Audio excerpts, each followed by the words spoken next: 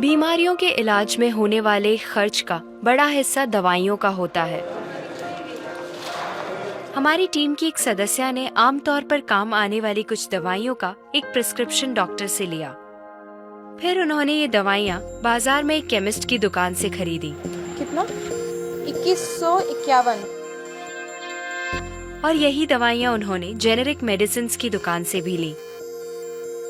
कितना हुआ इसका? 354। दवाइयों की कीमत में जमीन आसमान का फर्क दिखाई दिया।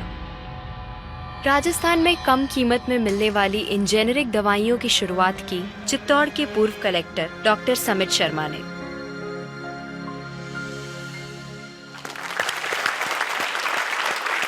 डॉक्टर समित, मुझे बताइए कि ये कैसा मुमकिन है कि हमारी जो कॉरेस्पॉन्डेंट थी वो वही दवाइयाँ उन्होंने 2000 कीमत में उनको मिली एक दुकान में, और जो जेनरिक मेडिसिन है उस दुकान में जब गई तो उनको कम में मिली, 300 में मिली। ये कैसे मुमकिन है?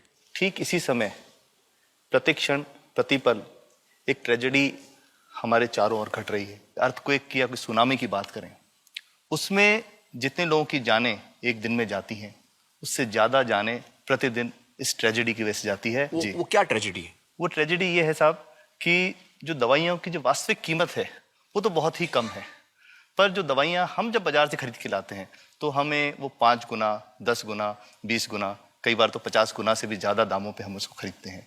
जैसे हम भारत में अगर देखें कि 40 करोड़ से ज्यादा लोग ऐसे हैं जो अपने लिए 2 वक्त की रोटी नहीं जुटा पाते, तो क्या वो उस दवा को खरीद सकते हैं? बहुत सारे लोगों को इस वजह से दवाई नहीं मिल रही। यस, WHO कहता है कि स्वतंत्रता के 65 वर्ष पश्चात आज भी 65% of the Indian population lacks regular access to essential medicine. जो मेन दवाई है, जो आवश्यक दवाइयां हैं, वो उन तक नहीं पहुंच पाती रकम की वजह से। मुझे बताइए कि ये जो जेनेरिक मेडिसिन जो हम कहते हैं, अभी ये अंग्रेजी का शब्द है, इसको हिंदी में कैसे समझाएं? मैं आपको बहुत सरल भाषा में बताता हूँ। तो ये जेनेरिक नाम जो दवा का जो मूल सॉल्ट है, जो इसके अंदर जो दवा है उसका नाम है, केमिकल नाम, उसका केमिकल नाम है। अब जैसे और उदाहरण अगर सरल करके बताएं इसको, तो जैसे ये लड़की दुबली पतली सी नजर आती है, तो मैं अगर डॉक्टर हूं तो मैं इसको ये कहूं 1 गिलास दूध सुबह 1 गिलास शाम को पिया कर।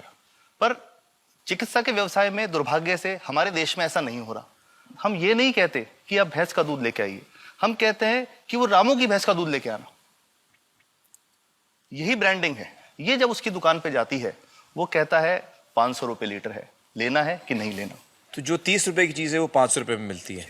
तो अगर मैं डायबिटीज की दवा ले रहा हूँ और अगर मैं ब्रांडेड दवा लेता हूँ तो मुझे कितने की पड़ेगी? जैसे एक 117 रुपए में भी है, 117 रुपए में मिलती है। और अगर वही चीज हम उसके जेनेरिक मेडिसिन के नाम से लें तो वो कितने की बनती है? वो मात्र 1 रुपए 95 पैसे में 10 गोली मिलती है।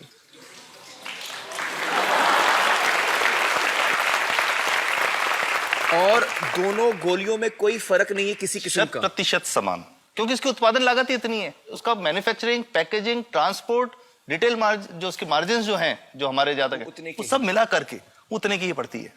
कुछ कैंसर के मैं आपको उदाहरण दूंगा, उसमें एक ही दवा जो ब्लड कैंसर के काम में आती है, बाजार में 1.25 लाख रुपए का एक पैकेट मिलता है। 1.25 लाख का एक पैकेट जो 1 महीने चलता है। और जेनरिक में वही दवा जेनरिक में अलग अलग कंपनीज जो बनाती हैं, एक 10,200 में बेचती है, एक 8,800 में बेचती है और एक 6,500 में बेचती है। मतलब ये आपका ये कहना है कि आपके ये प्रयास से इतने कम में राजस्थान में पब्लिक को, आवाम को ये दवाएं पहुंचा रहे हैं आप इस वक्त? जी, क्या बात है। मेरा ये सवाल है कि डॉक्टर्स जो हैं वो हमारे पर्ची पर जेनेरिक नाम क्यों नहीं लिख के देते? क्यों लिखते हैं वो ब्रांडेड? जाने नहीं देंगे बाहर फिर? नहीं, सब जाने देंगे।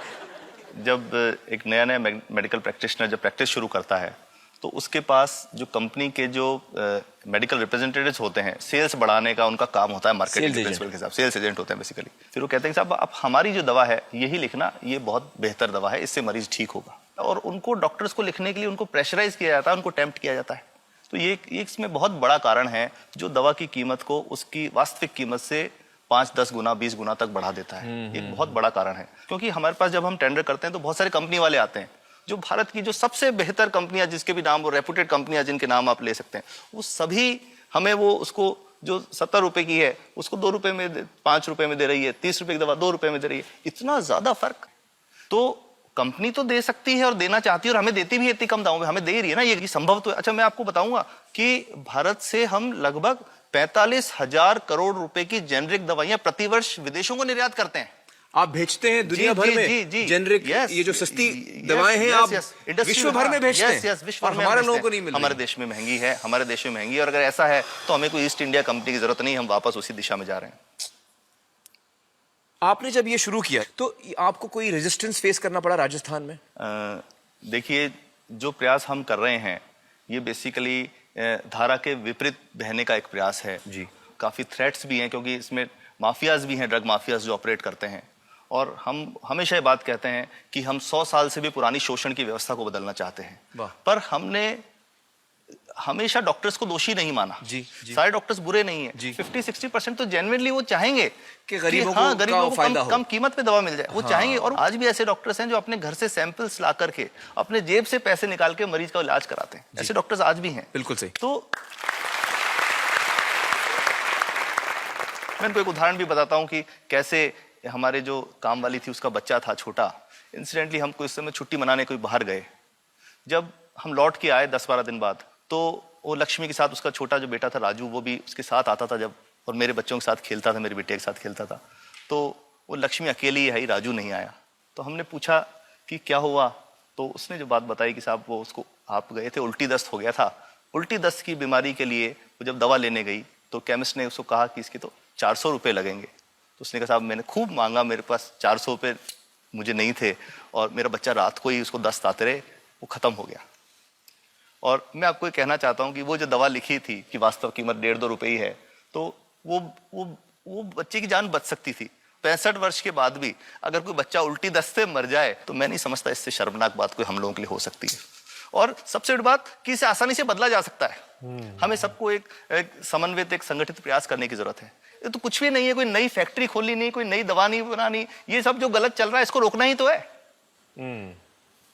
तो दोस्तों, डॉक्टर समित की बातों से हमें यह पता चला है कि दवाइयों का जो कॉस्ट होता है, जो उनको बनाने का खर्च होता है, वो बहुत ही कम होता है, और हमें इन कम दामों में ये दवाइयां मिल सकती हैं अगर हमारी राज्य सरकार जेनेरिक मेडिसिन की दुकानें खोले, जैसे राजस्थान सरकार ने किया है, और जिसके लिए हम उन्हें सलाम करते हैं। एक बात और, अगर आप एक एनजीओ हैं और आप जेनेरिक मेडिसिन की दुकान खोलना चाहते हैं तो department of chemicals and fertilisers आपको 50,000 रुपए की ग्रांट भी देता है। डॉक्टर समित, आपने बहुत ही बेहतरीन काम किया है और इस बहुत ही अहम मुद्दे पर रोशनी डालकर हमारी आंखें खोल दी हैं, और हमारी दुआ यह है कि जो काम आपने राजस्थान में शुरू किया है वो हर राज्य में फैले, देश के कोने कोने में फैले। बहुत बहुत शुक्रिया हमारे साथ बातचीत करने का doctor Samit, thank you so much.